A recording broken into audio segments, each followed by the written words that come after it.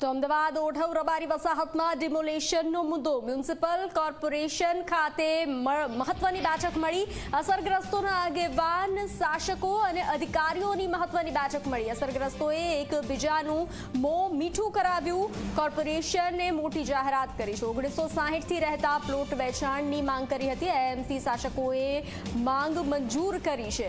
અમે રજૂઆતો સાંભળી છે। સ્ટેન્ડિંગ કમિટી ચેરમેનનું કહેવું છે આગામી સમયમાં સ્ટેન્ડિંગ કમિટીમાં ઠરાવ રજૂ કરીશું। વિસ્તૃત ઠરાવ સરકારમાં મોકલી આપશું।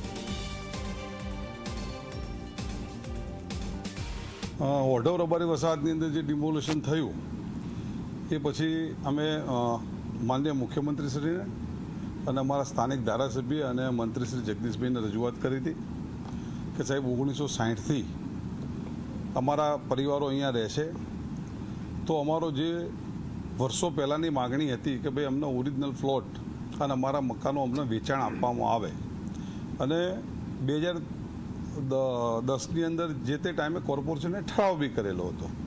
એના અનુસંધાનમાં અમે માન્ય મુખ્યમંત્રીશ્રીને એમને રજૂઆત કરી હતી, પરંતુ ટેકનિકલી અમદાવાદ કોર્પોરેશને આ દરખાસ્ત પાછી ફરીથી સરકારમાં મોકલવી પડે એટલે માન્ય મેયરશ્રીને, સ્ટેન્ડિંગ ચેરમેનશ્રીને અને એસ્ટેટ ચેરમેનશ્રીને પણ અમે રજૂઆત અગાઉ કરી ગયા હતા। આજે એને ફાઇનલ અમારી ચર્ચા હતી, એના અનુસંધાનમાં અમે સ્ટેન્ડિંગ ચેરમેનશ્રીને અને એસ્ટેટ ચેરમેનશ્રીને મળ્યા। ઓઢવ રબારી વસાહત, જશોદાનગર અને અમરાઈવાડી આ જે વસાહતો છે એના સ્થાનિક આગેવાનો, અમારા કોર્પોરેટર શ્રી, તદુપરાંત ટાઉન પ્લાનિંગ કમિટીના ચેરમેન શ્રીની હાજરીમાં ખુલ્લા મને બધી ચર્ચા કરવામાં આવી છે। 1960થી આ વસાહત જે બનેલી હતી કે ત્યાં આગળ ઢોરો બાંધવા માટે જે જગ્યા આપવામાં આવી હતી તેના પર બાંધકામ થઈ ગયું હતું, પરંતુ આજે એ લોકોના આગેવાનો દ્વારા, માન્ય મુખ્યમંત્રી શ્રી દ્વારા, તદુપરાંત એ વિસ્તારના માનનીય મંત્રીશ્રી અને ધારાસભ્ય જગદીશભાઈ વિશ્વકર્માની હાજરીમાં ગાંધી લેવલે પણ ચર્ચા થઈ અને આજ રોજ એ લોકોએ કોર્પોરેશનમાં આવીને અમારી સાથે ચર્ચા કરી છે।